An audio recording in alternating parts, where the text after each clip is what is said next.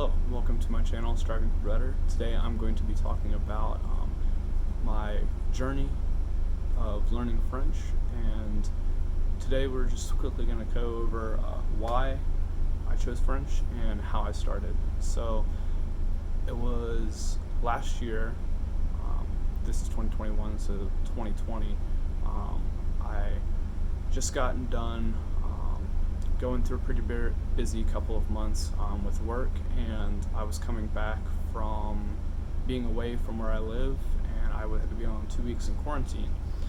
And I was really bored in my room, and my roommate that I was quarantining with, because we just came back from the same place, was learning German on Duolingo. Now I've been kicking around learning a different language.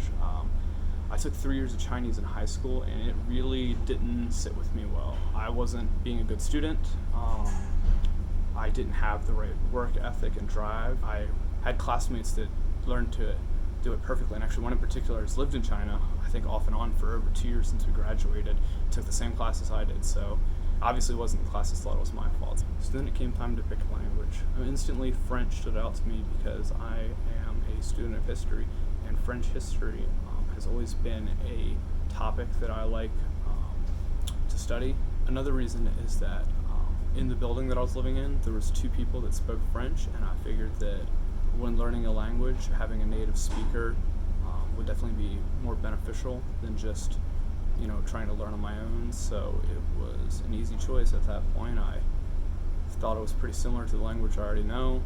I had an interest in the history and culture of the country itself, and I knew people that were close to me that spoke the language. So after talking about why I chose to study French, let's get into how. So first I downloaded the Duolingo app on my phone and computer. I mostly used it on the computer because it was easier, and the app, when it's free, only lets you have like 3 mistakes a day.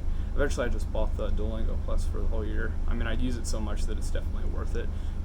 But a large majority of the time I spent in the beginning couple of weeks was just on Duolingo on the computer and my phone. Not being satisfied with that, I went into a local bookstore and bought a couple textbooks on French, actually for kids. I think the first one I bought was for middle schoolers, and the next one I bought was for high schoolers.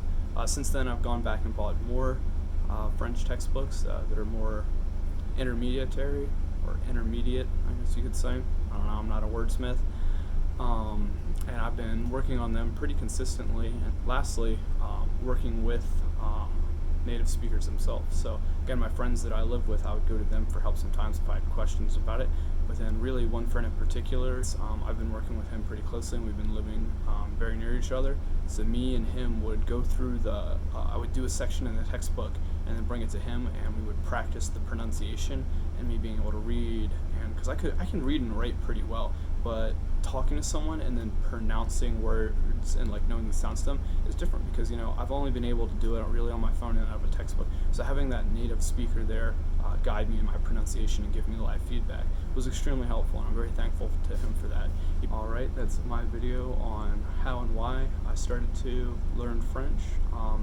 And funny anecdote, the phrase I use most commonly is je ne sais pas comment parler bien, which means I don't know how to speak very well. So that's usually what I have to tell people when I tell them that I'm learning French is, yeah, I can read it, but trying to talk to me, it's a little bit slower and lagging behind.